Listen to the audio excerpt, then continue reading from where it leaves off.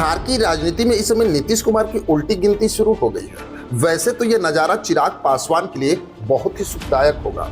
एक तरफ पूरे देश में वक्फ संशोधन का विरोध हो रहा है, तो वहीं एनडीए घटक दल के सारे नेता इसके समर्थन में हैं। लेकिन इसी बीच जो खबरें निकल के सामने आ रही हैं, वो सबको हैरान कर रही हैं। जहां नीतीश कुमार ने अभी तक वक्फ संशोधन पे कोई प्रतिक्रिया नहीं दी है, जबकि अगर देखा जाए तो जदयू से लगातार 5 मुस्लिम नेता पार्टी छोड़ चुके हैं और नीतीश कुमार अभी भी इस पे चुप है। वहीं अगर बिहार की राजनीति की बात करें तो ऐसा लग रहा है कि फिर से 2021 का वाकया राजनीति में दोहराया जा सकता है।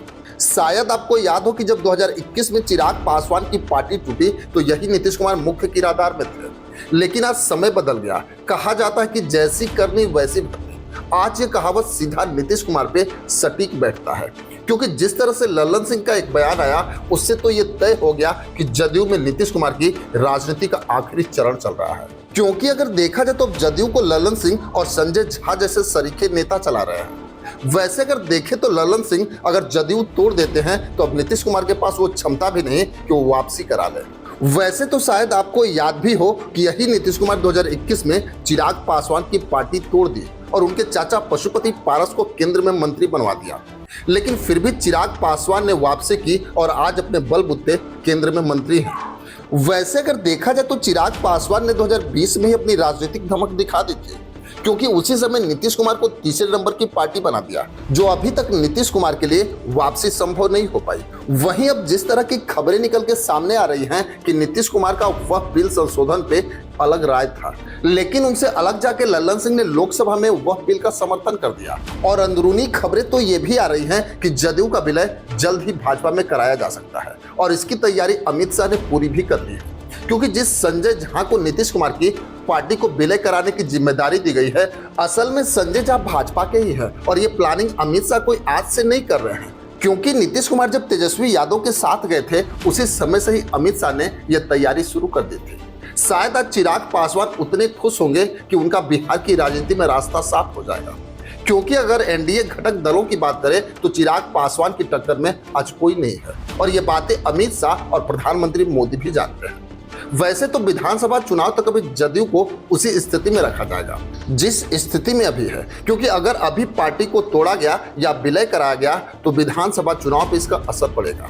वैसे तो राजनीतिक सूत्र ये भी बता रहा है कि बिहार में भाजपा मुख्यमंत्री का चेहरा भी तलाश रही है, जिसमें 2 नाम सबसे प्रबल दावेदार हैं, एक सम्राट चौधरी तो दूसरा चिराग पासवान, क्योंकि विधानसभा चुनाव के तुरंत बाद ही जदयू का खेल खत्म हो जाएगा और इसका इशारा लल्लन सिंह दे भी रहे हैं। क्योंकि जिस तरह लल्लन सिंह पदाधिकारी की मीटिंग कर रहे हैं, उससे तो अभी ये लग रहा है कि नीतीश कुमार के पास वो क्षमता नहीं जो पार्टी को चला सके और भाजपा ने पूरी प्लानिंग कर रखी है कि कैसे नीतीश कुमार को किनारा कर दिया जाए।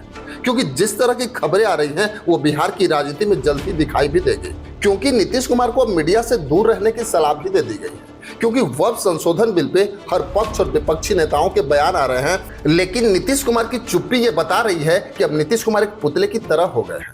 वहीं अगर देखा जाए तो बिहार की राजनीति में चिराग पासवान अब पूरी तरह से एक्टिव हो जाएंगे, क्योंकि चिराग पासवान को किसी सहारे की जरूरत नहीं है। वो हर हाल में अब बिहार की राजनीति में एक नया अध्याय लिखने के लिए पूरी तरह से तैयार है, क्योंकि चिराग पासवान पे हंसने वाले नीतीश कुमार आज उस स्थिति में आ गए हैं, उनकी पार्टी खंड खंड में अब विभाजित हो जाएगी और उसे कोई रोक भी नहीं सकता। कहते हैं ना कि समय बदलेगा, हालात बदलेगा, मत छोड़ आस बंदे, एक दिन पूरा आवाम बदलेगा। और आज इसी स्थिति में चिराग पासवान भी आ चुके हैं और आने वाले समय में सत्ता की चाबी चिराग पासवान के पास ही होगी। खैर, इसमें आपकी क्या राय है हमें कमेंट बॉक्स में जरूर लिखेंगे। बस आज के लिए इतना ही, फिर मिलेंगे। जय हिंद।